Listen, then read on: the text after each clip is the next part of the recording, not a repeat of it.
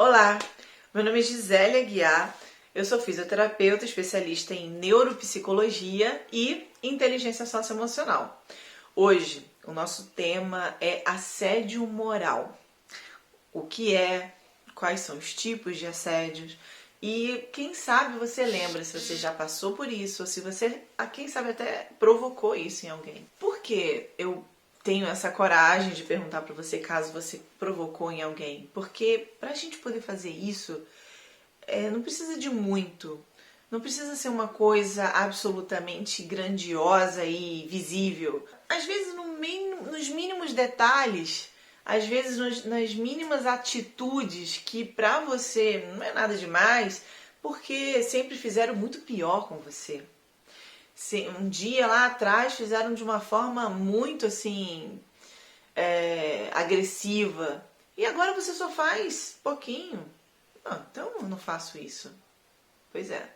Existem vários níveis de assédio moral e a gente precisa ter consciência do que é para que a gente não possa repetir o que fizeram com a gente ou até mesmo distraidamente fazer acreditando que isso é uma liderança ideal e na verdade não é. Quando a gente fala de assédio moral, é muito mais fácil a gente lembrar dos assédios, das interferências negativas, quando é ascendente, que é de cima para baixo, que é o chefe falando com os seus funcionários, de forma abusiva, através de palavras, atitudes, comportamentos, ameaças, humilhações, tanta coisa, perturbações mesmo psicológicas. É assim, são muitas coisas. Eu já passei por isso, já passei por assédio moral. Na época eu era apenas uma menina, eu tenho 42 anos hoje, e quando eu passei por isso foi dos meus 17 aos meus 24 anos, tá?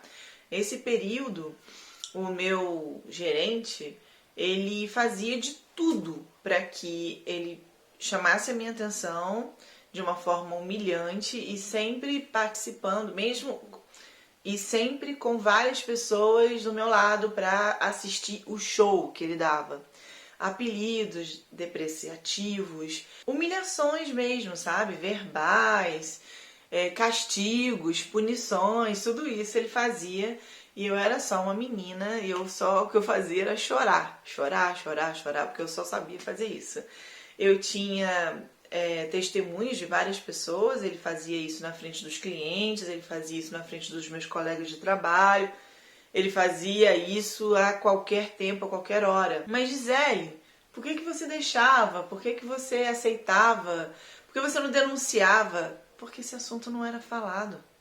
Eu nunca tinha ouvido falar nisso naquela época. Eu acreditava verdadeiramente no meu primeiro emprego que aquilo era um emprego, que aquilo era normal. O meu chefe fazia aquelas coisas. E eu tinha uma coisa determinada na minha cabeça. Eu tô aqui nesse emprego de passagem.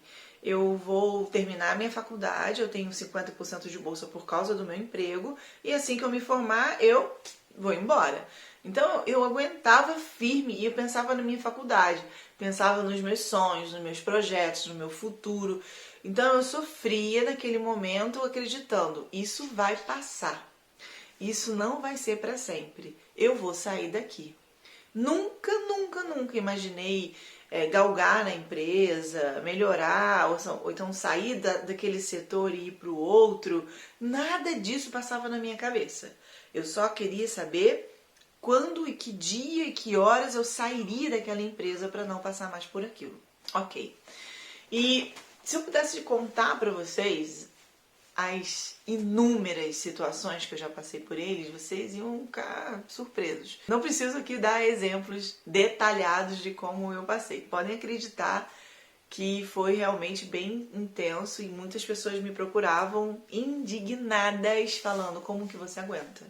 Como que você deixa? Como que pode isso acontecer? Gisele, não dá.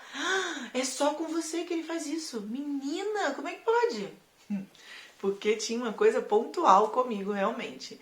Perseguição? Não sei. E depois, quando eu estava formada finalmente, recebi o meu canudo, determinada a sair da empresa, eu virei gerente do meu gerente. O dono da empresa percebeu isso tudo. Eu não falava para ninguém, mas também não precisava falar, porque era algo visível. E, claro, os clientes poderiam falar isso também para o dono da empresa. E eu me destacava de alguma maneira, por eu ser eu mesma. Eu era paga numa empresa para que eu pudesse ser eu. Muitas pessoas tinham que criar um personagem para ocupar aquele cargo que eu estava fazendo. E na verdade eu tinha o prazer da autenticidade, da minha personalidade ser exatamente adequada para a função que eu exercia naquele momento. E quando eu virei gerente do meu gerente, pasmem, eu chorei, eu fiquei imaginando como que ele estava se sentindo humilhado, uma pessoa mais velha, e eu tinha eu também tinha uma carência paternal, então eu admitia muito aquelas humilhações por ficar confusa se aquela relação era profissional ou era pessoal. De vez em quando ele ainda fazia brincadeiras de mau gosto, me dava carona de um lugar para o outro, eu dormia no carro e ele parava na frente de um motel. Aquilo podia ser um assédio sexual também? Podia. Mas eu era muito boba, falava, tá, palhaçada, vamos embora, sai daqui. E ele ria, né? Vai que colava, não sei. Hoje em dia eu olho para tudo aquilo com outros olhos. E também temos o assédio ascendente, que é quando um funcionário faz assédio com o seu patrão. É um pouco mais raro isso. Quando ele quer o lugar do patrão. Então ele vai fazer uma série de perseguições e ciladas para o patrão cair e ele pegar o lugar dele. Eu posso falar para vocês que eu fui acusada desse tipo de assédio, mas era um pouco de piada, porque esse assédio moral que eu recebia dele era visivelmente assim, como eu era atingida por aquilo. Eu não conseguia desfrutar e nem me aproveitar de nenhuma situação daquela. Pelo contrário, eu apagava. Ao invés de eu brilhar, eu apagava. Porém, quando eu virei gerente, eu passei por essa situação, onde uma das minhas funcionárias, que eu confiei, que eu dei vários títulos, eu dei qualificações, para todo mundo, não era só para ela não. E especificamente essa pessoa que eu coloquei como coordenadora de outros setores que eu tomava conta na época, ela fez várias pegadinhas. Nas minhas férias, ela fazia um monte de coisa, pedia para minha secretária fazer, aí ela apresentava para o gerente como se ela tivesse feito, olha como eu fiz, olha como eu sou boa. E quando eu voltei, o meu gerente falou assim, eu quero colocar um gerente em cada setor, você cuida de 5 setores. Então agora você vai cuidar desse setor aqui que tem a ver com a sua faculdade, tá bom? E a fulana vai ficar nesse setor aqui. Quando eu ouvi essa situação, eu lembrei de tanta gente que falava, cuidado com a fulana, ela quer o seu lugar. Eu falava, imagina, é o jeito dela, gente, para de julgar. Ela é uma pessoa maravilhosa e ela é uma profissional exemplar. Imagina, e quando isso aconteceu, eu fiquei sabendo de um monte de coisas, né? Que ela fazia isso, pedia para minha secretária para ela poder passar, né, por boa e por melhor do que eu, enfim. E eu fiquei, assim, de boca aberta. Quando eu tive a oportunidade, falei com o gerente maior do que eu e falei, eu posso escolher o gerente para esse setor que você pediu para ser essa pessoa? Porque ela não reagiu muito bem não, ela ficou um pouco preocupada com a fofoca das pessoas e realmente foi isso que aconteceu, eu não menti. E ele falou, Gisele, escolhe quem você quiser, pode escolher quem você quiser, o importante é ter uma pessoa nesse setor, tá bom? Eu falei, então é prudente que eu escolha uma pessoa que está formada nessa profissão dessa pessoa, essa pessoa ela é estagiária. Então, eu acho que é mais coerente a estagiária continuar sendo estagiária e funcionário ao mesmo tempo e a gente colocar uma pessoa formada nessa área. Tudo bem para você? Tudo bem. Aí eu peguei uma outra coordenadora de um outro setor e coloquei nesse lugar. Todo mundo achou que a minha escolha foi maravilhosa, porque todo mundo gostava muito, muito da liderança dessa pessoa. Ela era naturalmente líder e essa pessoa que fez esse assédio moral comigo ficou muito frustrada. Quando ela resolveu aceitar, eu dei a notícia pra ela que não era mais ela, era outra pessoa. Se eu fiz isso por vingança, ou se eu fiz isso porque eu fiquei ferida, ou porque... eu não sei.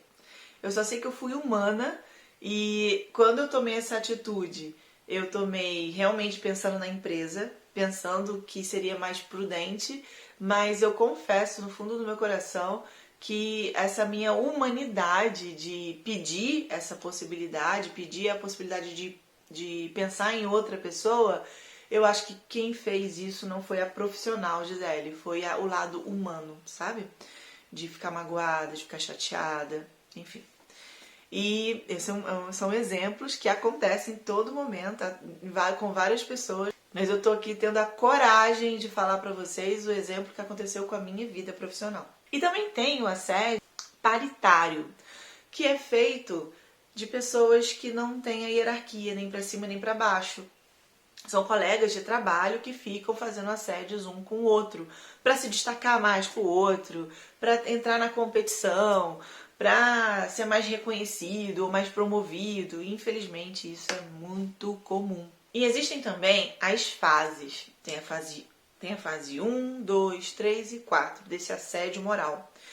A 1 são os assédios mais velados e discretos e sutis que a gente pode fazer e também receber. E a fase 4 é o assédio mais pesado, que a pessoa pode ter até histórico de suicídio, de se autoagredir por não aguentar a pressão do assédio moral. É isso. Eu espero que vocês tenham gostado dessa explicação sobre o assédio moral. E eu finalizo para você sobre esse assunto, dizendo mais ou menos o que acontece emocionalmente para que uma pessoa precise fazer isso com outra pessoa. Provavelmente isso está enraizado na infância, na adolescência, quando eles talvez receberam uma criação tirana, uma criação punitiva, e aquilo fica fixado, fica carimbado no coração dessa pessoa, e ela não se trata, não vai a alguma terapia, não perdoa quem fez isso com ela. E ela vai, de uma forma instintiva, repetir esses atos com os seus próximos funcionários, acreditando que essa é a melhor maneira de ser feito. Eu encontro hoje em dia com essa pessoa que fez isso comigo e eu falo pra vocês com toda certeza, eu agradeço a ele. Aqui dentro do meu coração eu agradeço a ele. Não porque eu fui gerente dele, não porque o meu salário aumentou, mas se não fosse todas essas coisas que ele fez comigo, e que na época eu não denunciei porque eu não sabia o que era isso, eu não seria quem eu sou. Eu não conseguiria ter sido resiliente. Eu não conseguiria ter percebido o quanto de valor, o quanto de potencialidade e o quanto de potências eu tinha dentro de mim. Ele acreditava mais em mim do que eu. Talvez por isso que eu era uma pessoa mais perseguida, porque ele via em mim algum potencial e ele se sentia ameaçado por isso, provavelmente. E fazia de tudo para me depreciar, me chamando de apelidos, filhote de protozoário. Você não consegue, vai lá e se vira, faz do jeito que você quiser. E na verdade ele queria que eu desistisse o tempo todo. Infelizmente, ele foi demitido da empresa, depois não foi por mim, foi pelos donos, e eu falei para ele não pedir demissão, porque isso era uma intenção da empresa, eu ainda dei esse conselho para ele, e quando ele foi embora eu chorei feito uma filha me despedindo do pai, o pai tirano, o pai que eu nunca tive. Olha que confusão que pode acontecer numa empresa.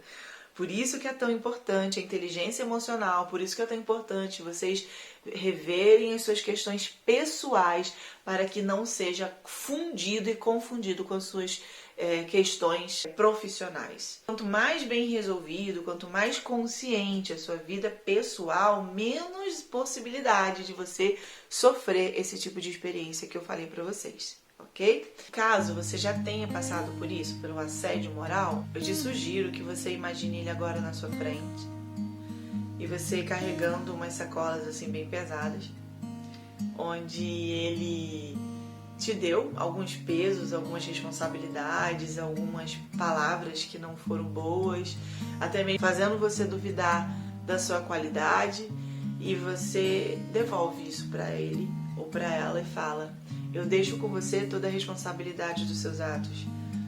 Eu fico com as minhas coisas, com as minhas decisões, das minhas atitudes ao meu favor.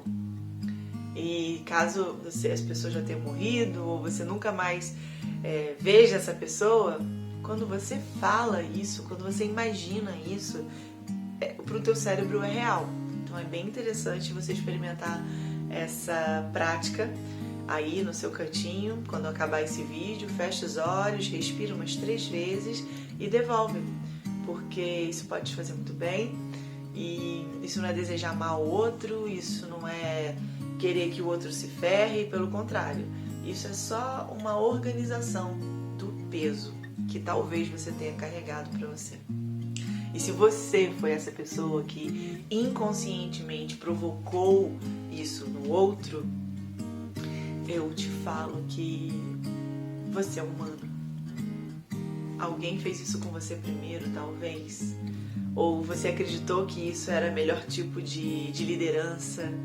Essa foi a liderança que foi apresentada para você e você acatou e não percebeu que isso era nocivo, primeiro para você e depois para o outro, primeiro para a tua empresa e depois para o outro. E respira fundo, vai lá, faz um tratamento de rever, de buscar onde que está a causa desse comportamento, onde que começou isso dentro do seu coração, porque esse é o primeiro passo para que você possa transformar o seu agora, é você identificar onde tudo isso começou, ok? Essa é a minha sugestão, tanto para você que sofreu um abuso moral, quanto para você que provocou o abuso moral. Pedir perdão também é uma boa, e se restaurar, ser resiliente, isso tudo faz toda a diferença. E claro, se você está passando por isso, denuncie. Isso é muito sério. Você pode evitar que essa pessoa faça a mesma coisa que está fazendo com você com outras pessoas. É bem interessante e preocupante a gente passar por isso e ficar calada e quieta como eu fiquei, ok? Não fez muito bem para minha cabeça, de um lado, e por eu ser resiliente, por eu ter me tratado, por eu ter buscado ajuda, foi muito bom por outro lado. Mas a gente não tem essa garantia que todo mundo vai conseguir fazer esse papel bonito de resiliência, não é verdade? Então fica com Deus, espero que vocês tenham gostado sobre esse assunto de resiliência. Nós temos aqui a parte 1 e a parte 2, porque não deu para fazer num único vídeo. E o nosso próximo vídeo vai ser sobre assédio sexual. Beijinho, tchau, tchau.